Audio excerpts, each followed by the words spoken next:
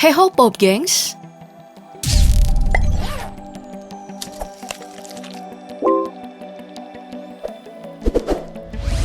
Akan ada badai.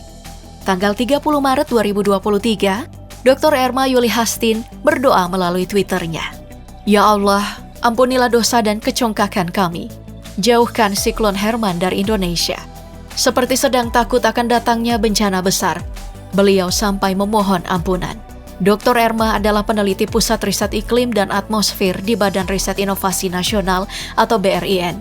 Dalam unggahannya, ia menyertakan foto tangkapan layar dari satelit, foto siklon tropis Herman yang berada di Samudra Hindia dan semakin dekat ke wilayah Indonesia. Menurut peneliti ini, pusaran siklon tropis Herman sangat berbahaya. Dalam cuitan yang lain, ia menulis seperti ini. Saya tidak tahu seberapa penting siklon Herman ini dalam pandangan pemangku kepentingan. Tapi bagi ilmuwan, siklon semacam ini bisa sangat mengerikan dampak dari lapis-lapis pusarannya. Dr. Erma aktif dalam memantau pergerakan siklon tropis ini, dari bibit atau dari anakannya, hingga sampai membesar dan mendekati wilayah Indonesia. Dilansir dari BMKG, siklon tropis adalah salah satu jenis siklon, berupa badai berkekuatan besar yang lahir di perairan laut hangat, dengan suhu permukaan air laut hangat dari 26,5 derajat Celcius. Badai ini berupa angin kencang yang berputar di atas lautan, dengan pusat pusarannya berkecepatan lebih dari 63 km per jam. Herman sendiri adalah nama wilayah yang ada di Australia. Makanya badai ini diberi nama siklon tropis Herman. Dampak dari siklon tropis ini ada 3. Yang pertama, hujan sedang hingga lebat disertai angin kencang. Yang kedua, angin kencang mencapai 25 knot di wilayah pesisir. Dan yang ketiga, gelombang laut tinggi sekitar 1,25 sampai 4 meter. Hingga akhir bulan Maret, BMKG juga memberikan peringatan penting, khususnya untuk warga di pesisir karena ancaman gelombang tinggi dari arah laut. Tapi hingga pertengahan April 2023, intensitasnya semakin menurun dan menjauh dari Indonesia, lebih mendekati Australia.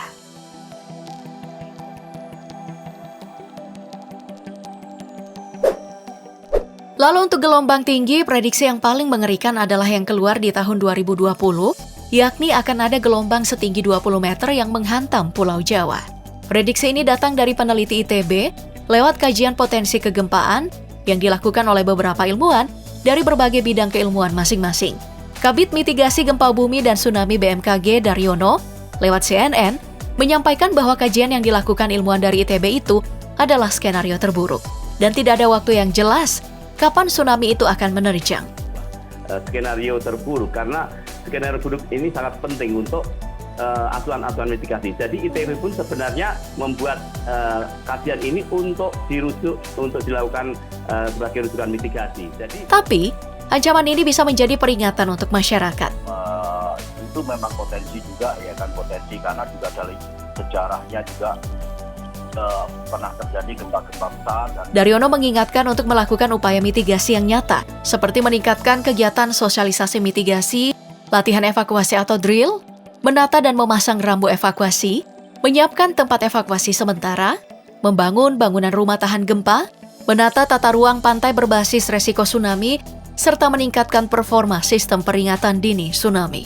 Dan untuk alarmnya, Menteri Riset dan Teknologi saat itu Bambang Brojonegoro mengungkapkan akan meningkatkan teknologi untuk sistem deteksi dini gempa dan tsunami. Salah satu yang menjadi perhatian kami adalah sesar-sesar yang diperkirakan masih aktif, ya, artinya yang masih berpotensi menimbulkan gempa di Pulau Jawa itu sendiri.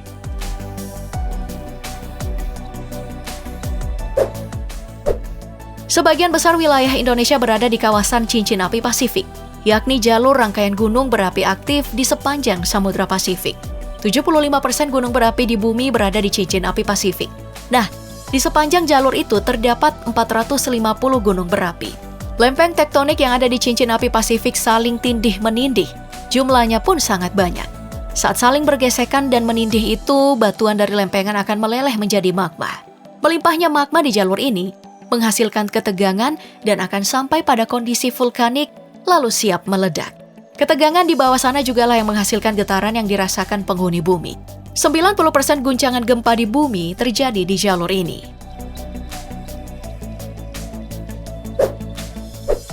Selain kondisi alam seperti ini, campur tangan manusia yang sudah sejak lama memisahkan diri dari alam membuat bencana semakin dekat. Di Jakarta, ada satu kampung serupa danau kecil di tengah kota, bernama Kampung Apung, karena terapung di atas air atau seperti teko yang menyimpan teh. Dari cerita warga yang dirangkum dari Tirto, CNN, Republika, dulunya sekitar tahun 1970-an, masih bernama Kapuk Teko, perkampungan yang rimbun, penuh pohon dan perkebunan warga. Hingga akhirnya, awal tahun 1980-an, banyak lahan perkebunan pertanian dan saluran irigasi ditimbun untuk membangun pabrik di saat bersamaan pemerintah terus meninggikan jalan raya Kapuk. Akhirnya, Kapuk Teko menjadi area cekungan, seperti mangkuk. Tanah di kampung ini turun 25 cm tiap tahunnya. Tahun 1990-an, hujan mulai menjadi ancaman bagi warga kampung. Jika curah hujan banyak, maka kampung akan tergenang air. Mulanya hanya 30 cm, hingga akhirnya debit air terus bertambah tiap tahunnya. Warga pun mulai menimbun tanah di sekitarnya dan menopang rumahnya dengan kayu atau bambu. Dan jadilah kini Kampung Apung. Tidak hanya curah hujan, kampung ini juga akan terancam dengan tingginya permukaan air laut. Dan bukan hanya kampung ini. Di Jakarta sekitar 40 titik yang mengalami penurunan tanah yang dipantau oleh Kementerian SDM seperti yang dilaporkan narasi Newsroom. Selain Jalan Raya Kapuk, paling signifikan juga terjadi di wilayah Hotel Ciputra di Jakarta Barat dan daerah Gambir yang dekat dari Istana Negara. Peneliti ITB yang diwawancarai oleh narasi memprediksi Istana Negara nanti akan berdekatan dengan pesisir laut. Melansir Kompas, peneliti ahli utama dari Pusat Riset Iklim dan Atmosfer atau PRIMA, Organisasi Riset Kebumian dan Maritim atau ORKM, Badan Riset dan Inovasi Nasional atau BRIN, Edi Hermawan mengatakan bahwa bukan hanya Jakarta, wilayah lain seperti pantai utara Jawa atau Pantura juga terancam tenggelam atau terendam air laut. Hal ini mirip dengan yang dijelaskan dalam Al-Quran, dalam surah Ar-Rum ayat 41 yang berbunyi, telah tampak kerusakan di darat dan di laut, disebabkan karena perbuatan tangan manusia.